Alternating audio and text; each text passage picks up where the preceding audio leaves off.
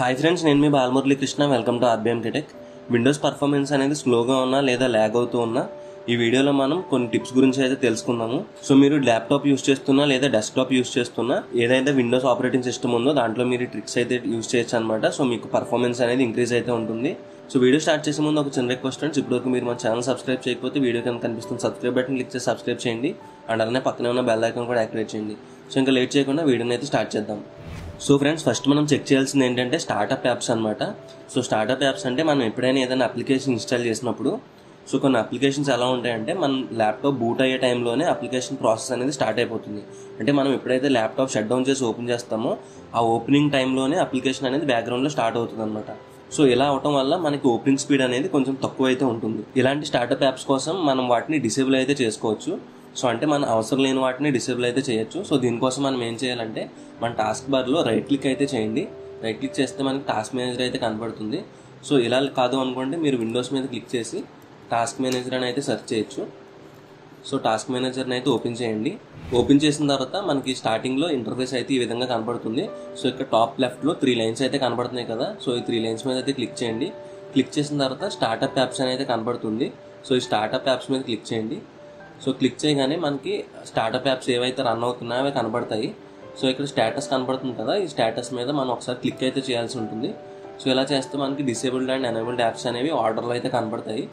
So ఇక్కడ నాకు ఈ అన్ని యాప్స్ అయితే స్టార్టప్లో రన్ అవుతున్నాయి. నేను వీటిలో కొన్ని డిసేబుల్ అయితే చేస్తాను. సో మీరు గుర్తుంచుకోవాల్సింది ఏంటంటే ఏవైతే ఆడియోకి సంబంధించిన ప్రాసెస్ ఉన్నాయో అండ్ అలానే సెక్యూరిటీకి సంబంధించిన ప్రాసెస్లు ఉన్నాయో సో వీటిని అయితే మీరు డిసేబుల్ చేయకండి. ఏవైతే థర్డ్ పార్టీ అప్లికేషన్స్ ద్వారా వచ్చిన ప్రాసెస్లు ఉన్నాయో అవి అయితే మీరు డిసేబుల్ చేయొచ్చు. ఫర్ ఎగ్జాంపుల్ నాకు ఇక్కడ CCX ప్రాసెస్ అని అయితే ఉంది. ఇది అడోబీకి సంబంధించిన ప్రాసెస్. సో దీన్ని నేను డిసేబుల్ అయితే చేయాలనుకుంటున్నాను. సో దానికోసం మీరు రైట్ క్లిక్ అయితే చేయండి. రైట్ క్లిక్ చేసిన తర్వాత మనకి డిసేబుల్ అని అయితే కనబడుతుంది. సో సింపుల్గా డిసేబుల్ మీద అయితే క్లిక్ చేయండి. సో ఇప్పుడు చూడొచ్చు ఈ ప్రాసెస్ అనేది డిసేబుల్ అయితే అయిపోయింది. సో నెక్స్ట్ టైం మనం ఓపెన్ చేసినప్పుడు ఈ ప్రాసెస్ అయితే రన్ అవుతుంది అనమాట. అండ్ నెక్స్ట్ వచ్చేసరికి పవర్ ప్లాన్ అయితే సెట్ చేసుకోవచ్చు అనమాట. సో దీనికోసం మీరు ఏం చేయాలంటే విండోస్ మీద అయితే క్లిక్ చేయండి. క్లిక్ చేసిన తర్వాత చూజే పవర్ ప్లాన్ అని అయితే సెర్చ్ చేయండి. సో చూజే పవర్ ప్లాన్ సెర్చ్ చేయగానే మనకు ఒక ఆప్షన్ అయితే కనబడుతుంది. సో దీని మీద అయితే క్లిక్ చేయండి. సో ఇక్కడ మనం చూడొచ్చు బ్యాలెన్స్డ్ అండ్ హై పర్ఫార్మెన్స్ అని అయితే కనబడుతుంది. సో ఫస్ట్ టైం మీరు ఒకవేళ ఓపెన్ చేస్తే మీకు హై పర్ఫార్మెన్స్ అయితే కనపడదు అనమాట, ఓన్లీ బ్యాలెన్స్డ్ అయితే కనబడుతుంది. సో ఇక్కడ మనం ఒక పవర్ ప్లాన్ అయితే క్రియేట్ చేసుకోవాల్సి ఉంటుంది. సో మనం లెఫ్ట్ సైడ్ చూస్తే ఇక్కడ థర్డ్ ఆప్షన్లో క్రియేటివ్ పవర్ ప్లాన్ అని కనబడుతుంది కదా. సో దీని మీద అయితే క్లిక్ చేయండి. క్లిక్ చేసిన తర్వాత ఇక్కడ వచ్చిన ఆప్షన్స్లో హై పర్ఫార్మెన్స్ని అయితే సెలెక్ట్ చేసుకోండి. సెలెక్ట్ చేసుకొని ఈ ప్లాన్కి ఏదైనా ఒక నేమ్ అయితే ఇవ్వండి. సో నేను ఇక్కడ మై ప్లాన్ 1 అని అయితే ఇస్తున్నాను. ఇచ్చిన తర్వాత నెక్స్ట్ అయితే క్లిక్ చేయండి. నెక్స్ట్ క్లిక్ చేసిన తర్వాత మీకు స్లీప్ మోడ్ అండ్ అలానే డిస్ప్లేని ఇప్పుడు ఆఫ్ చేయాలని అయితే అడుగుతుంది. సో 10 మినిట్సా 15 మినిట్స్ అని మీరైతే సెట్ చేసుకోండి. సెట్ చేసుకున్న తర్వాత క్రియేట్ మీద అయితే క్లిక్ చేయండి. సో క్రియేట్ మీద క్లిక్ చేయగానే ఇక్కడ చూడొచ్చు మై ప్లాన్ అనేది అయితే సెలెక్ట్ అయ్యింది. సో ఇప్పుడు మనం ఏం చేసామంటే మన పర్ఫార్మెన్స్ ఎక్కువ పవర్ యూస్ చేసుకొని పర్ఫార్మెన్స్ అనేది ఇంక్రీజ్ చేయమని అయితే విండోస్కి చెప్పామన్నమాట.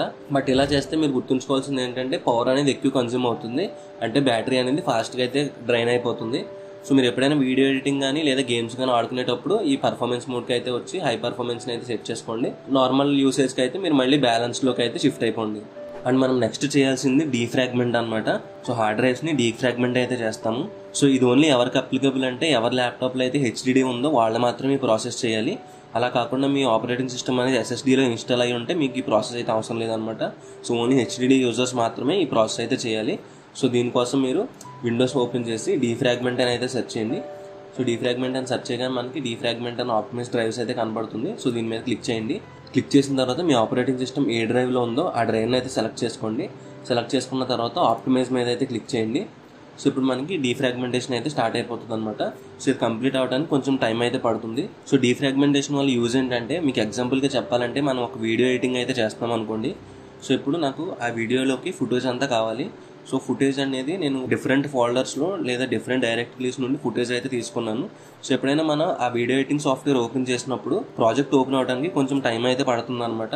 సో అలా కాకుండా మనం డీఫ్రాగ్మెంటేషన్ ఎందుకు యూజ్ అవుతుందంటే ఫైల్స్ అన్ని కంటిగ్యూస్ లొకేషన్స్లో అయితే స్టోర్ అవుతాయి అనమాట. అంటే ఒక్క ఫైల్ లింక్ అనేది ఇంకొక ఫైల్తో లింక్ అయితే ఉంటుంది. సో కంప్లీట్ ట్రాక్ అయితే ఉంటుంది అనమాట. సో ఫైల్ స్టోరేజ్ మిస్ అవ్వకుండా.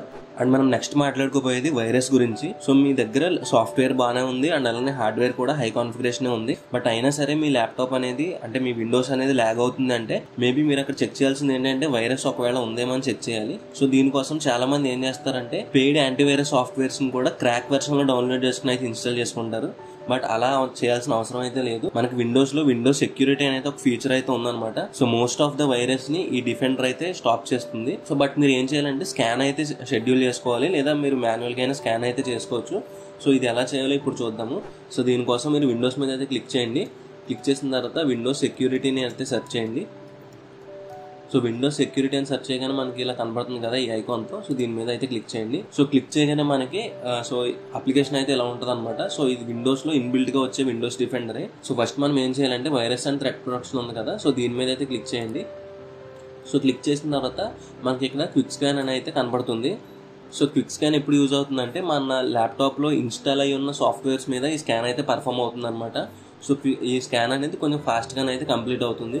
సో మీకు అలా కాదు, నాకు ఇన్డెప్త్గా ప్రతి ఫైల్ని స్కాన్ చేయాలనుకుంటే మీరు స్కాన్ ఆప్షన్స్ మీద క్లిక్ చేయండి. క్లిక్ చేసిన తర్వాత ఇక్కడ ఫుల్ స్కాన్ అయితే సెలెక్ట్ చేసుకోండి. ఫుల్ స్కాన్ సెలెక్ట్ చేసుకున్న తర్వాత స్కాన్ నో మీద అయితే క్లిక్ చేయండి. బట్ ఈ ప్రాసెస్ అనేది క్విక్ స్కాన్తో కంపేర్ చేసుకుంటే కొంచెం టైం ఎక్కువైతే తీసుకుంటుంది.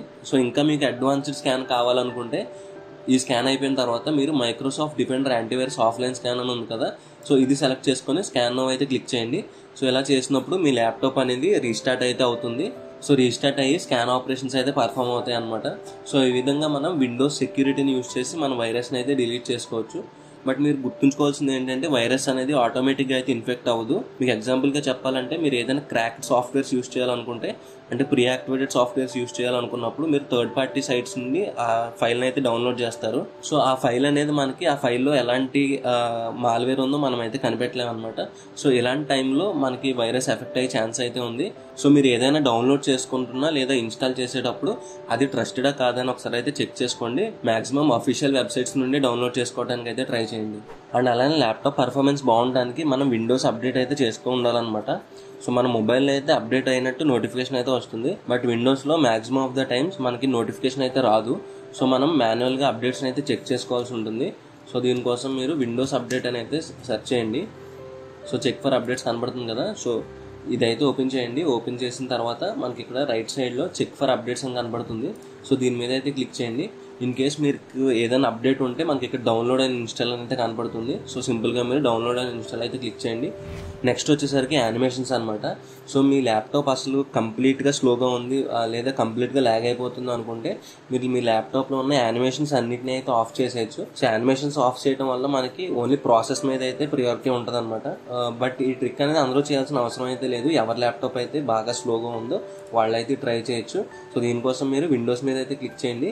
విండోస్ మీద క్లిక్ చేసి వ్యూ అడ్వాన్స్డ్ సిస్టమ్ సెట్టింగ్స్ అని అయితే సెర్చ్ చేయండి. So view advanced system settings అని సెర్చ్ చేయగానే మనకి ఈ విధంగా అయితే కనబడుతుంది. సో ఓపెన్ చేయండి. సో అడ్వాన్స్డ్లో పర్ఫార్మెన్స్ కింద సెట్టింగ్స్ కనబడుతుంది కదా, ఈ సెట్టింగ్స్ మీద అయితే క్లిక్ చేయండి. క్లిక్ చేసిన తర్వాత మనకు ఒక పాపప్ అయితే కనబడుతుంది. సో ఇక్కడ మనం చూడొచ్చు 4 ఆప్షన్స్ అయితే కనబడుతున్నాయి. సో ఇందులో మీరు అడ్జస్ట్ ఫర్ బెస్ట్ పర్ఫార్మెన్స్ అనేది సెలెక్ట్ చేయండి. సో ఇలా చేస్తే మనకి ఏమైందంటే ప్రతి యానిమేషన్ అనేది ఆఫ్ అయిపోతుంది అనమాట.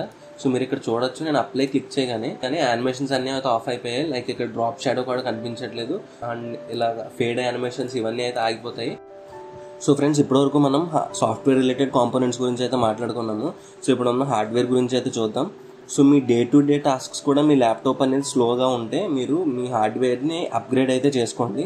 మీ ర్యామ్ ఎక్స్టెండబుల్ స్లాట్ ఉంటే మినిమం 8 GB ర్యామ్ ఉండేలా అయితే చూసుకోండి. ఎందుకంటే ఇప్పుడున్న అప్లికేషన్స్కి ర్యామ్ అనేది ఎక్కువైతే కన్జ్యూమ్ అవుతుంది. So day to day tasks అయినా మినిమం 8 GB ర్యామ్ ఉంటేనే బెటర్. అండ్ అలానే ఓన్లీ మీకు HDD ఉంటే SSDని కూడా ఇన్స్టాల్ చేసుకోవడానికి అయితే ట్రై చేయండి. అండ్ ఆ SSDలో మీ ఆపరేటింగ్ సిస్టమ్ మొత్తం SSDలో అయితే ఇన్స్టాల్ చేయండి. ఈ విధంగా మనం హార్డ్వేర్ చేంజెస్ చేయడం వల్ల పర్ఫార్మెన్స్లో చాలా వరకు డిఫరెన్స్ అయితే కనబడుతుంది. సో ఫ్రెండ్స్, ఈ టిప్స్ అనేవి మీరు ఫాలో అయితే మీ ల్యాప్టాప్ పర్ఫార్మెన్స్ అనేది కొంచెం ఇంక్రీజ్ అయితే అవుతుంది అనమాట.